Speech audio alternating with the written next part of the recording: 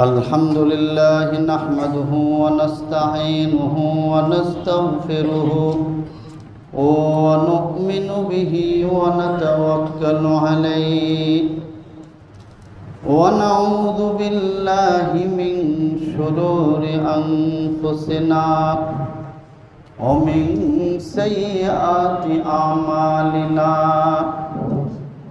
ونشهد أن لا إله إلا الله وحده لا شريك له شهادة مبينة في كتابه ونشهد أن سيدنا وسندنا وحبيبنا وحبيب ربنا وطبيبنا وطبيب قلوبنا ومولانا محمدا عبده ورسوله أرسله الله تعالى إلى كافة للناس بشيرا ونذيرا وداعيا إلى الله بإذنه وسراجا منيرا صلى الله تعالى عليه وعلى آله وأصحابه وسلم تسليما كثيرا كثيرا أما بعد فأعوذ بالله من الشيطان الرجيم بسم الله الرحمن الرحيم إنا أنزلناه في ليلة القدر وما أدراك ما ليلة القدر ليلة القدر خير من ألف شهر وعن ابن عباس رضي الله تعالى عنه قال فرض رسول الله صلى الله عليه وسلم زكاة الفطر طهرة للصائم من اللغو والرفث وطعمة للمساكين أو كما قال عليه الصلاة والسلام سبحانك لا علم لنا إلا ما علمتنا إنك أنت العليم الحكيم সকলে মুহাম্মদের সাথে দরুদ ইব্রাহিম পড়ো اللهم صل على محمد وعلى آل محمد كما صليت على إبراهيم وعلى آل إبراهيم إنك حميد مجيد اللهم بارك على محمد وعلى آل محمد كما باركت على إبراهيم وعلى آل إبراهيم إنك حميد مجيد সম্মানিত হাজিরিন আল্লাহ পাক রব্বুল আলামিনের অসংখ্য অগণিত শুকরিয়া যে মাওলা পাক আমাদেরকে জুমার নামাজ আদায় করার জন্য কাতার বন্দী হওয়ার তৌফিক দান করেছেন। অতএব সকলের দিক থেকে কালিমাতুল শুকর বলুন আলহামদুলিল্লাহ। সম্মানিত হাজিরিন আজকে 20 রমজান, আজকে থেকে রমজানের দ্বিতীয় দশক মাগফিরাত শেষ হবে, তৃতীয় দশক নাজাত শুরু হয়ে যাবে।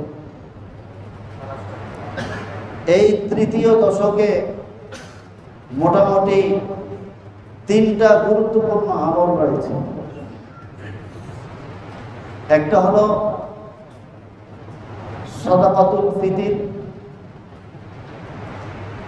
আর একটা হলো শবে কদর, আর একটা হলো ইতিকাফ। এই তিনটা বিষয় সম্পর্কে আমরা আজকে সংক্ষিপ্ত আলোচনা ইনশাআল্লাহ করব এবং শুনব।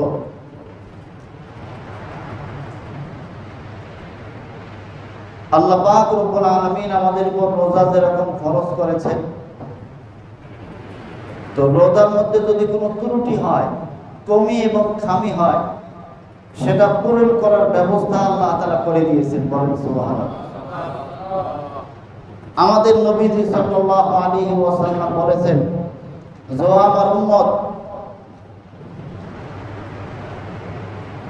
সাদাকাতুল ফিতর হলো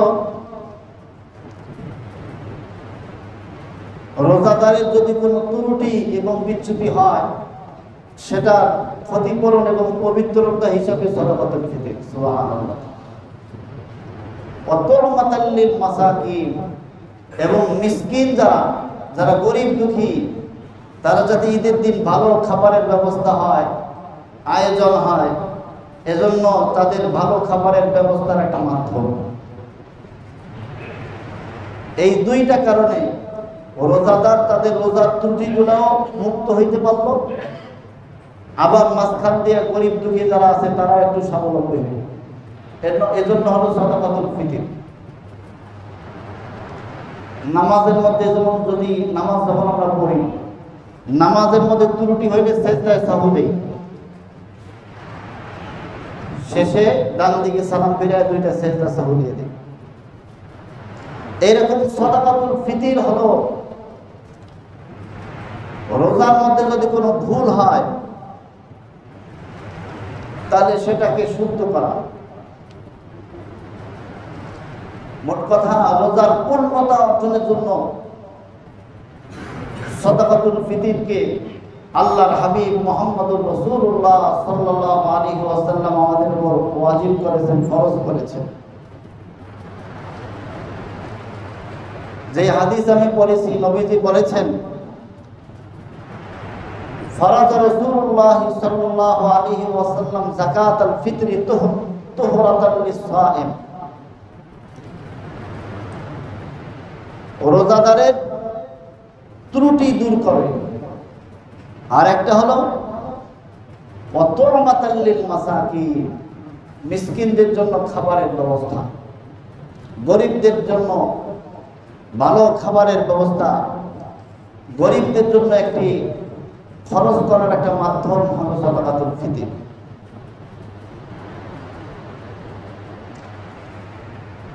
ঈদের ভালোবাসা, ঈদের মহব্বত শুধু আমাদের মধ্যে সীমাবদ্ধ যাতে না থাকে, আমরা যাতে এই মহব্বত, এই ভালোবাসা এটা ছড়িয়ে দিতে পারি,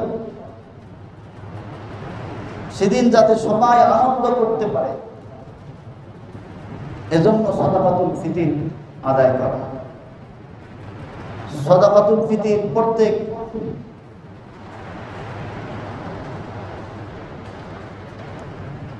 ওই দিন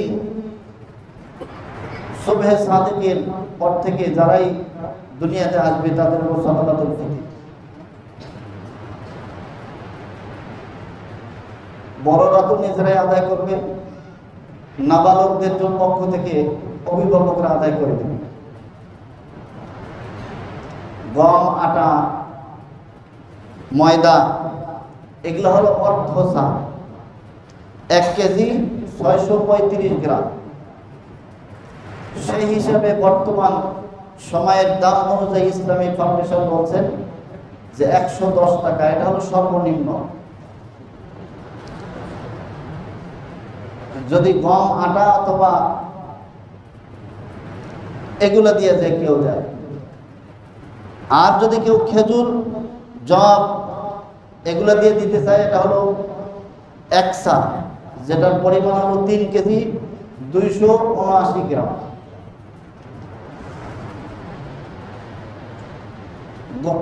তো গম দিয়ে দিলে 110 টাকা, কেউ যদি জব দিয়ে দেয়, জব, তাহলে 530 টাকা। আর যদি কেউ খেজুর দিয়ে দেয় 2310 টাকা। আর যদি কেউ কিসমিস দিয়ে দেয় সাদাকাতুল ফিতর, তাহলে 1980 টাকা, 1980। আর সবচেয়ে উপরেরটা হলো পনির। কেউ যদি পনির দিয়ে দেয় তাহলে 2805 টাকা। এটা হলো সর্বোচ্চ। কিন্তু আমাদের সমাজে একটা জিনিস হয়, সবাই 110 টাকা করে দিয়ে দেয়। সবাই 110 টাকা দিলে হবে? আমাদের সমাজে আমরা এখানে যারা আছি সবাই কি এক চালের ভাত খায়? কেউ 50 টাকা, 60 টাকা, কেউ আবার 80, 90, 100 টাকা চালের ভাত খায়। খেজুর যে আমরা রমজান মাস খাই, সবাই কি একদমই খেজুর খায়? অনেকে আছে 2000, 2500 টাকা দেবে খেজুর খায়। আমরা যারা দুর্বল আছি আমরা খাই 200, 250, 300। আল্লাহ তাআলা যাদের সামর্থ্য যেরকম দিয়েছে সে ওই অনুযায়ী সাদাকাতুল ফিতর আদায় করবে। সর্বনিম্নটা যারা আমরা আছি 110 টাকা গম অথবা আটা দিয়ে। বাকি অন্যান্য যারা আছে, যারা একটু মধ্যবিত্ত, তারা আমরা জব দিয়ে দিতে পারি 530 টাকা। আর যারা আরেকটু সচ্ছল তারা খেজুর দিয়ে দিলাম, খেজুর দিয়ে আপনি দিয়ে দেন। এটা আপনি নিজেই হিসাব করতে পারবেন। 3 কেজি 279 গ্রাম বা 280 গ্রামে ধরলাম। আপনি যেই খেজুরটা খান সেই খেজুরের দাম কিরকম হয় হিসাব করেন। 3 কেজি 280 গ্রাম খেজুরের দাম যা হয় তাই আপনি দিয়ে দেন। তো ইসলামিক ফাউন্ডেশন হিসাব করছে 2310 টাকা। আর যদি আরো যারা বেশি সচ্ছল আল্লাহ তাআলা সামর্থ্য দিয়েছেন, তারা 1980 টাকা কিসমিস দিয়ে দেন অথবা পনির দিয়ে দেন। আল্লাহু আকবার, 2805 টাকা, 2805 টাকা। এভাবেই সাদাকাতুল ফিতরটা, এটা ঈদের দিন, ঈদের নামাজে যাওয়ার আগে আদায় করতে হয়। কিন্তু ওই সময়, ওই দিন সময় কম থাকে, এজন্য কেউ আগের থেকে যদি আদায় করে দেয় হয়ে যাবে আদায়। আবার ঈদের নামাজে যাওয়ার আগে যদি আদায় করতে অসুবিধা হয়, দিতে এখনো বাকি আছে, যদি নামাজের পরে দেয় তাও আদায় হয়ে যাবে। কিন্তু উত্তম হলো ঈদের নামাজের আগে আদায় করে দেওয়া। এখন প্রশ্ন হইতে পারে যে হুজুর আমি কোনটা, এই যে গম, আটা, খেজুর, কিশমিশ, পনির, কোনটা দিয়ে আমি দিব? মাসআলা হলো যেইটা দিয়ে আদায় করলে গরিবদের উপকার বেশি হবে। কোনটা দিয়ে আদায় করলে গরিবদের উপকার বেশি হবে? গম দিয়ে আদায় করলে উপকার বেশি হবে নাকি পনির দিয়ে আদায় করলে উপকার বেশি হবে? পনির দিয়ে আদায় করলে, কারণ টাকার পরিমাণ বাইরে যেতেছে, গরিবরা বেশি টাকা পাইতেছে। আপনি যদি পনির দিয়ে দেন তাই বেশি টাকা দিতেছেন, গরিবরা বেশি উপকৃত হইতেছে। এজন্য যার যেরকম সামর্থ্য আছে এই সামর্থ্য অনুযায়ী আমরা সাদাকাতুল ফিতর আদায় করব।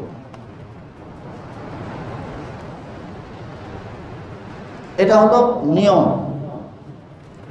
এরপরে হলো শবে কদর। রমজানুল মুবারকের শেষ দশক আসলে নবীজি সাল্লাল্লাহু আলাইহি ওয়াসাল্লাম সাহাবায়ে কেরামকে শবে কদর তালাশ করার জন্য বলতেন। শবে কদর সম্পর্কে কোরআনে কারীমের মধ্যে আল্লাহ পাক রব্বুল আলামিন কত সুন্দর ভাবে একটা সূরা নাযিল করেছেন। ইন্না আনজালনাহু ফি লাইলাতিল কদর ওয়া মা আদরাকা মা লাইলাতুল কদর। আল্লাহ বলেন, ও আমার বান্দা, আমি কদরের রাতে কোরআনে কারীম অবতীর্ণ করেছি। ও আমার হাবিব, আপনি কি জানেন নাকি শবে কদর কি জিনিস? আল্লাহ তখন নিজেই জবাব দিতেছেন, লাইলাতুল কদরি খায়রুম মিন আলফি শাহর। শবে কদর হলো 1000 মাসের ইবাদতের চেয়ে বেশি উত্তম। বলেন সুবহানাল্লাহ। 1000 মাসের ইবাদতের চেয়ে বেশি উত্তম শবে কদর। তানাজ্জালুল মালাইকাতু ওয়ার রূহু ফিহা বিইذনি রাব্বিহিম মিন কুল্লি আমর। ফেরেশতা জিবরিল আমিন এবং অন্যান্য ফেরেশতাদেরকে নিয়ে ওই রাতে আল্লাহ পাক রব্বুল আলামিনের পক্ষ থেকে সমস্ত বিষয়ের সুসংবাদ নিয়ে আসেন ওই রাতে। সালামুন হিয়া হাত্তা মাতলাইল ফাজর, এবং ফজর পর্যন্ত ওই রাতে যারা ইবাদত বন্দেগীতে মশগুল থাকে ফেরেশতারা তাদের জন্য রহমত বরকতের দোয়া, শান্তির দোয়া করতে থাকেন। সুবহানাল্লাহ। এই সূরা কদর হযরত মুজাহিদ ইবনে জুবায়ের আল মাক্কি রাহমাতুল্লাহি আলাইহি থেকে বর্ণিত। তিনি বলেন, রাসূল করিম সাল্লাল্লাহু আলাইহি ওয়াসাল্লাম একদিন সাহাবা ইকরামদের সামনে বনি ইসরাঈলদের কথা আলোচনা করতেছিলেন, যে বনি ইসরাঈলদের হায়াত আল্লাহ তাআলা এত লম্বা করেছিলেন যে এক একজন 1000 মাস আল্লাহ রাস্তায় জিহাদ করেছে।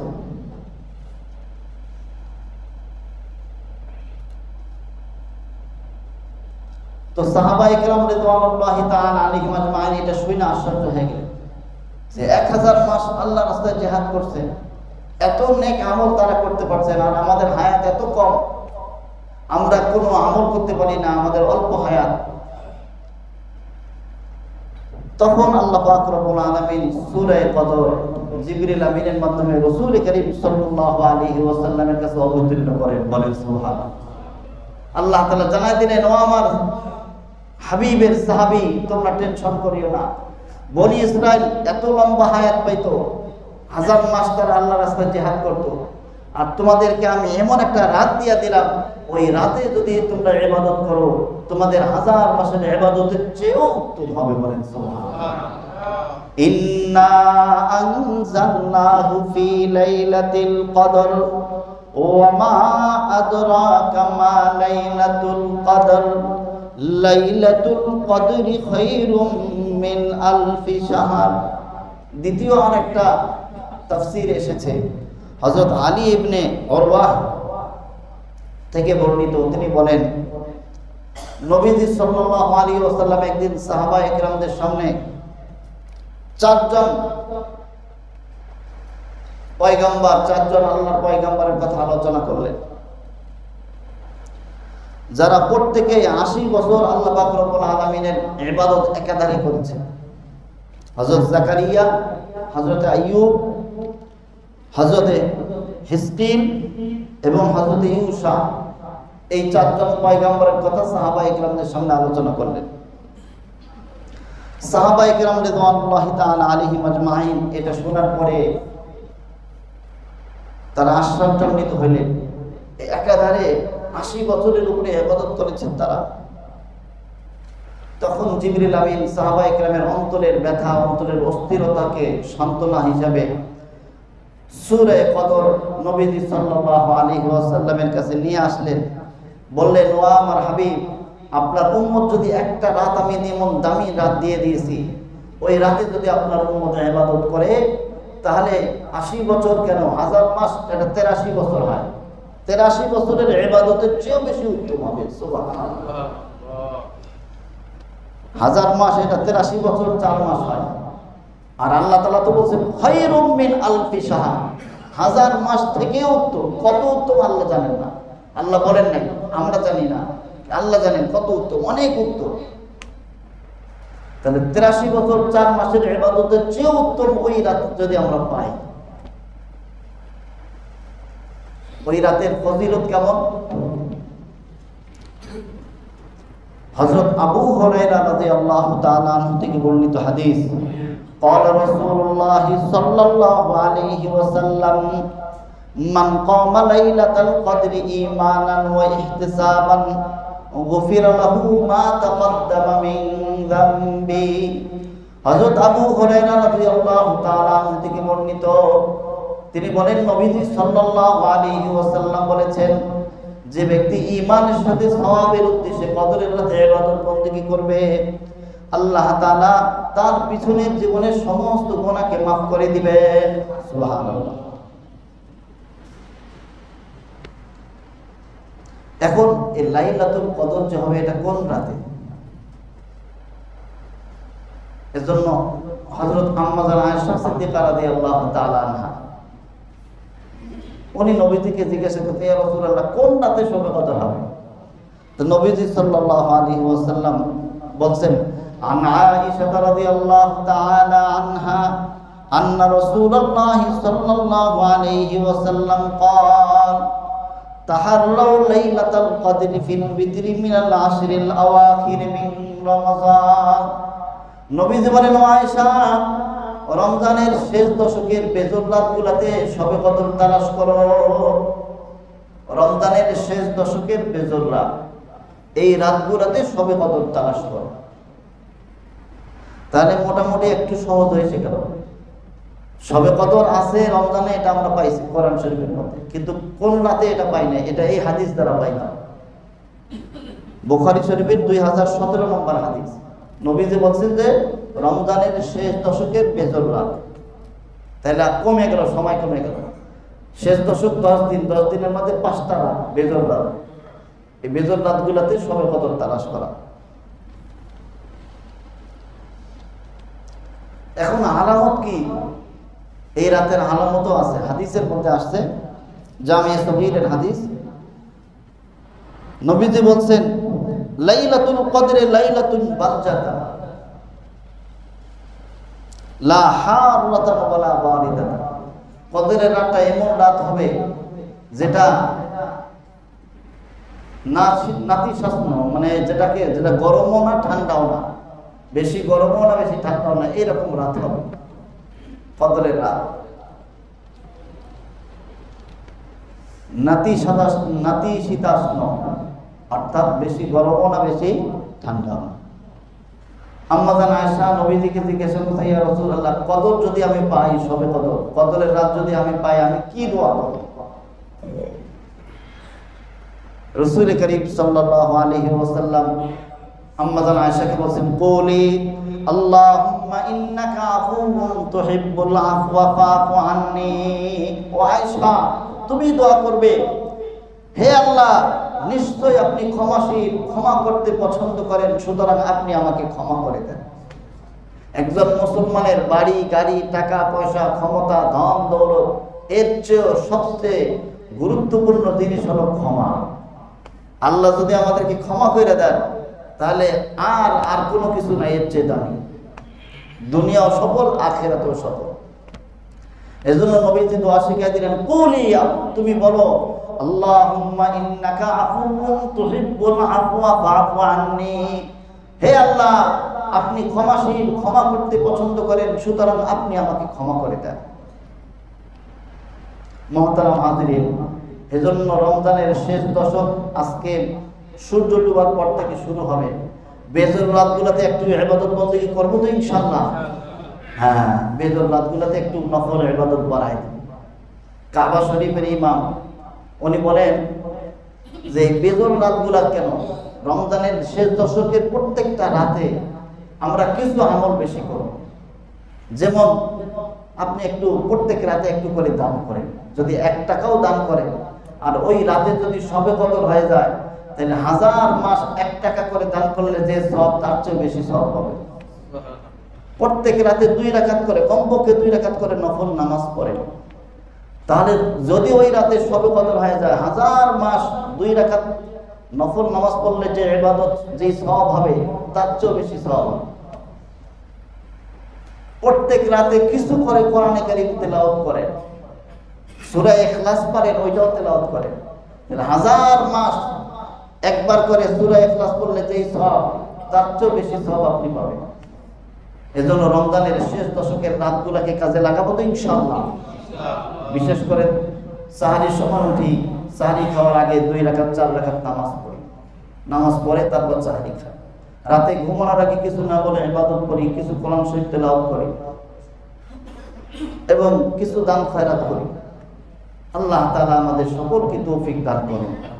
মুহতারাম হাজিরিন, রমজানের শেষ দশকে আরেকটা গুরুত্বপূর্ণ আমল, সেটা হলো ইতিকাফ। ইতিকাফ এটা নফল, ওয়াজিব ও সুন্নতে মুআক্কাদা, কিফায়া। নফল ইতিকাফ বলতে আমরা মসজিদে যখন প্রবেশ করেছি, ইতিকাফের নিয়তে প্রবেশ করছি, এটা নফল ইতিকাফ। ওয়াজিব ইতিকাফ হলো কেউ যদি মান্নত করে যে আমার অমুক কাজটা যদি পুরা হয়, তাহলে আমি একদিন মসজিদে ইতিকাফ করব, ওই কাজটা পুরা হয়ে গেলে তার উপরে ইতিকাফ করা ওয়াজিব হয়ে যায়। এটা হলো মান্নতের ইতিকাফ। আর একটা হলো রমজানের শেষ দশকে ইতিকাফ করা, এটা সুন্নতে মুআক্কাদায়ে কিফায়া। এলাকার কিছু মানুষ যদি মসজিদে বসে ইতিকাফ করে সকলের পক্ষ থেকে আদায় হয়ে যাবে, আর কেউ যদি না করে তাহলে সকলেই গুনাহগার হবে। তো এই ইতিকাফ রমজানের শেষ দশকে নবীজি প্রত্যেক রমজানে এটা করতেন।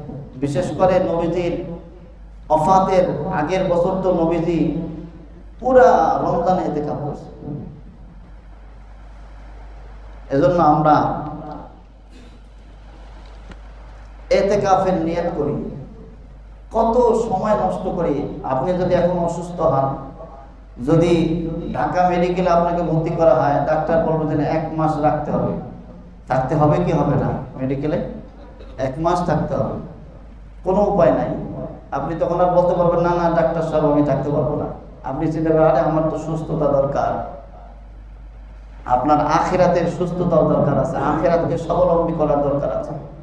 এজন্য যাদেরই সময় আছে, এখন রিটায়ার করে ফেলছে, ব্যবসা বাণিজ্য ছেলেদের হাতে দিয়ে দিছে, আপনার কোনো দায়িত্ব নাই।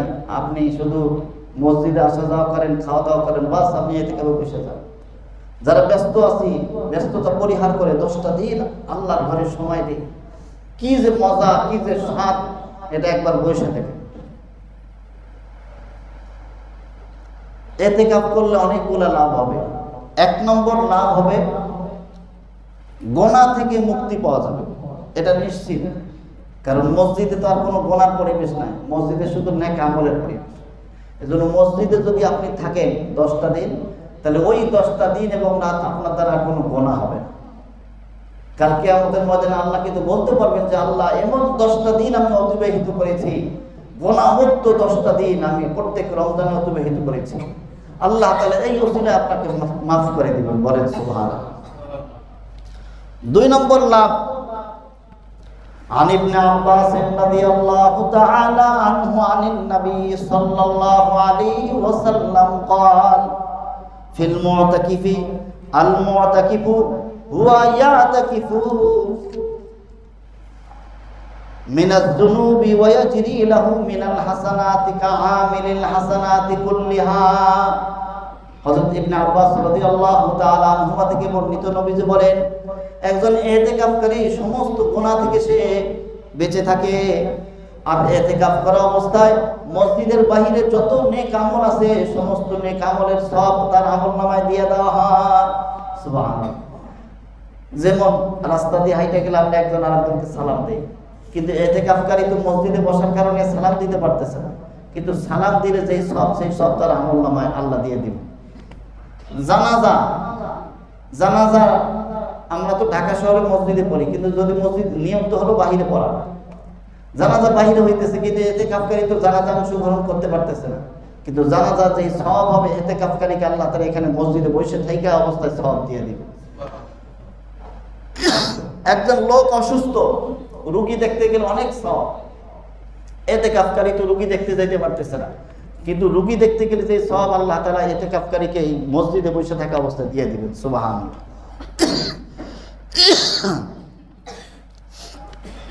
3 নম্বর আরেকটা হাদিস, নবীজি বলেন, শাহাবুল ঈমানের 3681 নম্বর হাদিস, নবীজি বলেন, মানে ইতিকাফা আশরাম মিন রমাজান, যে ব্যক্তি রমজানুল মুবারকের 10 রাত বা 10টা দিন ইতিকাফ করবে, কাহাজ্জাতাইনি ওয়া উমরাতাইনি, সে 2 হজ 2 উমরার সওয়াব আল্লাহ তাআলা তার আমলনামায় দিয়ে দিবেন। সুবহানাল্লাহ। 4 নম্বর, যে ইতিকাফ করবে জাহান্নাম তার থেকে অনেক অনেক অনেক দূরে সরে যাবে। বাইহাকি শরীফের হাদিস, নবীজি বলেন, মানে ইতাকাফা ইয়াওমান ইবতিগা ওয়াজহিল্লাহি জাআলাল্লাহু বাইনাহু ওয়া বাইনান নারি সালাসা খানাদিখা আবআদা মিম্মা বাইনাল খাফিতাইন। নবীজি বলেন, কোন ব্যক্তি যদি রমজানের শেষ দশকে একটা দিন ইতিকাফ করে, তাহলে তা থেকে জাহান্নামকে 3 খন্দক পরিমাণ দূরে আল্লাহ তাআলা সরাই দিবেন। বলেন সুবহানাল্লাহ। নবীজি বলেন এক খন্দকের পরিমাণ হলো আসমান এবং জমিনের দূরত্ব ততটুকু, এক খন্দকের পরিমাণ ততটুকু। তাহলে একদিনের এতেকাফের কারণে 3 খন্দক জাহান্নাম দূরে সরে যাবে। তাহলে 10 দিনে এতেকাফ করলে জাহান্নাম কোথায় যাবে? জাহান্নাম তার জন্য নাই, সে জান্নাতি হয়ে যাবে। বলেন সুবহানাল্লাহ। 5 নম্বর ফজিলত আল্লাহ কোরআন শরীফের মধ্যেই বলে দিয়েছেন, লাইলাতুল কদরি খায়রুম মিন আলফি শাহর। কদরের রাতের ইবাদত 1000 মাসের ইবাদতের চেয়েও বেশি উত্তম। এজন্য মুহতারাম হাজিরিন, এই ফজিলতগুলা, এই 5টা ফজিলত, আরো অনেক ফজিলত আছে, 5টা মোটামুটি ফজিলত আমি বর্ণনা করলাম। কেউ যদি ইতিকাফ করে, এগুলো আমাদের দরকার আছে কি আছে না বলেন? আছে। ইনশাআল্লাহ প্রত্যেকবারের মতো এবারও কাদের কাদের নিয়ত আছে ইতিকাফ করার মসজিদে? এই যে আমাদের হাজী আব্দুল কাদের সাহেব আছেন, আমাদের হাবিব সাহেব আছেন, আজিজ ভাই বৈশা যা, এই সময় নাও পাইতে পারেন। এজন্য ইনশাআল্লাহ আরো ভাই নিয়ত করে, তো আমরা প্রত্যেক বছরে বসে নতুন কিছু মানুষ নিয়ত করে ফেলে। শরীফ ভাই আছেন আমাদের কেশিয়ার সাহেব, শরীফ ভাই বসবেন, ওনার ভাই বাবুল ভাই বসবেন। এই 4 জন আমরা দেখতেছি নিশ্চিত। এরপরেও আরো কিছু ভাই নিয়ত করে ফেলে। এই রমজান জীবনের শেষ রোজা হয়ে যেতে পারে আমাদের, আর সময় নাও পাইতে পারি। এজন্য ইনশাআল্লাহ আবার এই ইতিকাফটা মা বোনরাও যদি করতে চায়, ওনারা ঘরের কোণে বসে করতে পারেন। মা বোনরা যদি ইতিকাফ করতে চায়, ওনারা ঘরের কোণে একটা জায়গা নির্ধারণ করে নেবেন, ওখানে বসবেন, ওখানে ইবাদত বন্দেগী সব সময় করতে থাকবেন। জরুরত হইলে জরুরত যাইবেন, কোনো কথাবার্তা বলবেন না, জরুরত পূরণ করে আবার ওখানে এসে বসবেন। যদি ঘরের কাজ কাম করাই নিতে হয়, তাহলে কাজের মহিলাদেরকে নিয়ে ওখান থেকে বসে বসে ফরমাইশ করে কাজ করাই নিতে পারবেন। তো মা বোনরা এই আমলের মধ্যে শরীক হইতে পারে, ওনাদেরকেও আমরা উদ্বুদ্ধ করবো। আল্লাহ তাআলা আমাদের সকলকে তৌফিক দান করেন।